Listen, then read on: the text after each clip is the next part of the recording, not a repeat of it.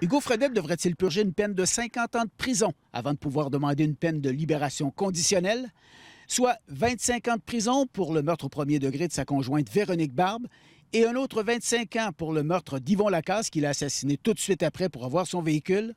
Son avocat a plaidé que non, que toute peine de plus de 25 ans évacue les possibilités de réhabilitation et de rédemption. Dans ma tête à moi, 25 ans pour 2 meurtres, ça équivaut à 12 ans et demi chaque. 12 ans et demi pour avoir stressé ma fille, pour l'avoir terrorisée, pour l'avoir tuée, pour avoir tué M. Lacasse.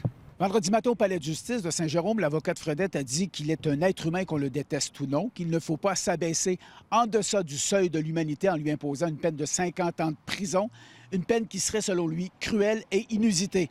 Reste que s'il purge 50 ans de prison, il sortira ou tout au moins pourra demander une libération conditionnelle à l'âge de 91 ans.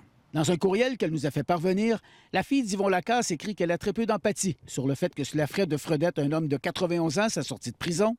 M. Fredette n'admet toujours pas les troubles qu'il a causés, ajoute-t-elle. Il est plus que clair que la seule peine qui vaille est 50 ans.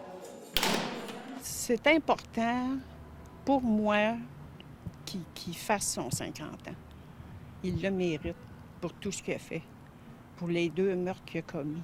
Autre préoccupation pour la famille de Véronique Barbe, sa photo apparaît toujours sur le compte Facebook de son meurtrier, près de 3 ans après son assassinat. Et ce, malgré tous les efforts faits pour faire fermer le compte d'Hugo Fredette.